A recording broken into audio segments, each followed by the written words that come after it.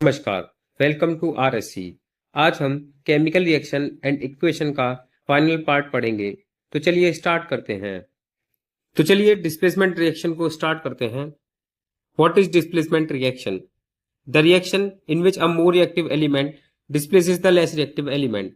मतलब ऐसी रिएक्शन जिसमें एक मोर रिएक्टिव एलिमेंट एक लेस रिएक्टिव एलिमेंट को डिस्प्लेस करके उसकी जगह पे आ जाता है और एक नया सब्सटेंस फॉर्म करता है। ऐसी रिएक्शन को हम डिस्प्लेसमेंट रिएक्शन कहते हैं। पर डिस्प्लेसमेंट रिएक्शन को समझने से पहले हमें रिएक्टिविटी सीरीज को समझना होगा। रिएक्टिविटी सीरीज एक ऐसी सीरीज है जिसमें एलिमेंट्स को decreasing order of their reactivity में लगाया गया है। मतलब पोटेशियम जो कि सबसे आगे है वो सबसे रिएक्टिव एलिमेंट है, प्लेटिनम जो कि सबसे पीछे है वो सबसे लेस रिएक्टिव एलिमेंट है। इसी प्रकार इस सीरीज को अरेंज किया गया है कि मोर रिएक्टिव सबसे आगे, लेस रिएक्टिव सबसे पीछे। तो हमें डिस्प्लेसमेंट रिएक्शन को समझने के लिए इस रिएक्टिविटी सीरीज को याद करना बहुत जरूरी है। तो चलिए अब डिस्प्लेसमेंट रिएक्शन को थोड़ा और समझते हैं एक्टिविटी 6 के साथ। Iron nails added to the copper sulphate solution. मतलब अब आयरन नेल्स को कॉपर सल्फेट सॉल्यूशन में डाला जाएगा। तो चलिए इसका प्रोसीजर समझ लेते हैं। Take 3 iron nails and clean them with sand paper. मतलब हमें 3 आयरन की कीलों को लेना है और उन्हें सैंड पेपर से साफ करना है। सैंड पेपर से साफ इसलिए ताकि उनके ऊपर जमी हुई फेरिक ऑक्साइड की लेयर को हम हटा सकें। और 2 टेस्ट ट्यूब लेनी है, ए और बी, और दोनों टेस्ट ट्यूब में 10 ml कॉपर सल्फेट सॉल्यूशन को लेना है जो कि ब्लू कलर का होता है। टेस्ट ट्यूब बी में नेल्स को डालना है 20 मिनट्स के लिए। तो हम देखेंगे कि iron nail become brownish in colour. जो आयरन नेल्स है उनका कलर ब्राउनिश हो चुका है और टेस्ट ट्यूब ए में जो कॉपर सल्फेट था उसका कलर ब्लू ही है। और टेस्ट ट्यूब बी में जो blue colour of copper sulphate है वो फेड हो जाता है। इस बात को एक रिएक्शन के तरीके से समझते हैं। Fe जो कि ग्रे कलर का होता है, कॉपर सल्फेट जो कि ब्लू कलर का होता है, जब इन दोनों को आपस में मिलाया जाता है तो फेरिक सल्फेट बनता है और कॉपर रेड ब्राउन फॉर्म होता है। अब देखिए Fe जो कि मोर रिएक्टिव एलिमेंट था उसने कॉपर जो कि लेस रिएक्टिव एलिमेंट है उसको डिस्प्लेस किया और उसकी जगह ले ली और एक कंपाउंड, नया कंपाउंड फॉर्म करा जिसको हम फेरिक सल्फेट बोलते हैं, और कॉपर को बाहर कर दिया, कॉपर को डिस्प्लेस कर दिया। तो चलिए डिस्प्लेसमेंट रिएक्शन के अदर एग्जांपल्स को देखते हैं। जब जिंक कॉपर सल्फेट से रिएक्ट करता है तो कॉपर जो कि लेस रिएक्टिव एलिमेंट है, जिंक जो कि मोर रिएक्टिव एलिमेंट है, वो इसे डिस्प्लेस करके अलग कर देता है और खुद उसकी जगह पर आ जाता है और फॉर्म करता है जिंक सल्फेट।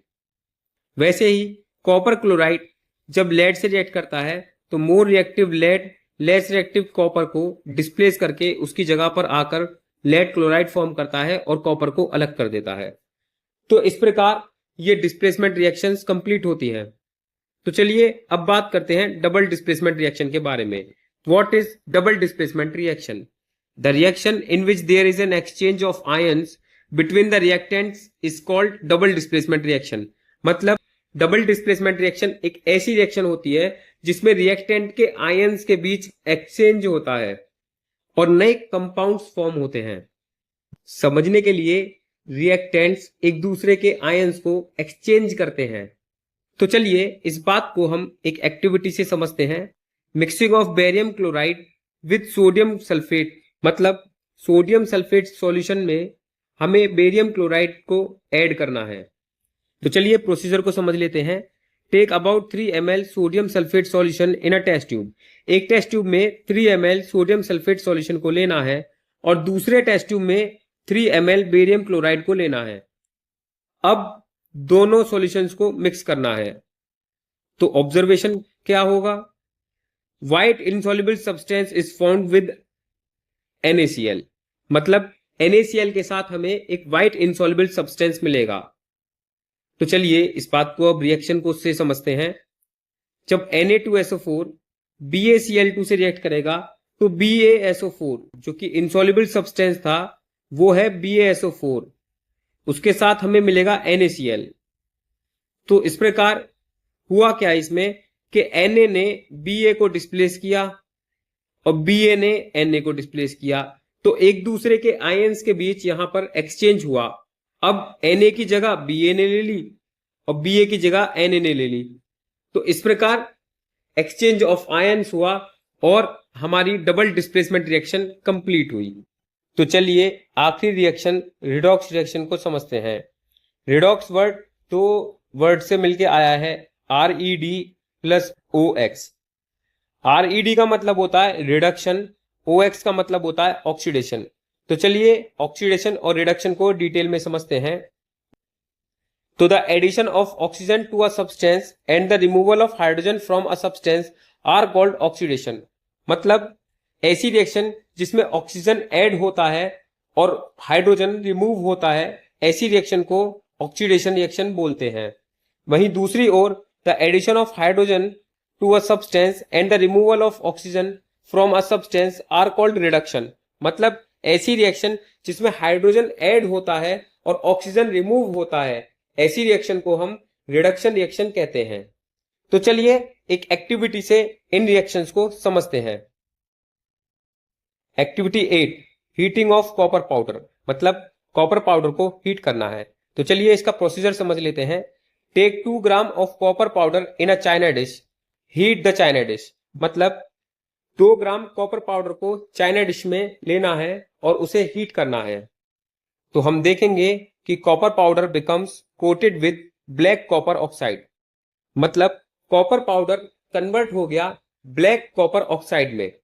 तो चलिए इस बात को एक रिएक्शन से समझते हैं कि जब हमने कॉपर को ऑक्सीजन के प्रेजेंस में हीट किया तो कॉपर ऑक्साइड फॉर्म हुआ जो कि ब्लैक कलर का होता है।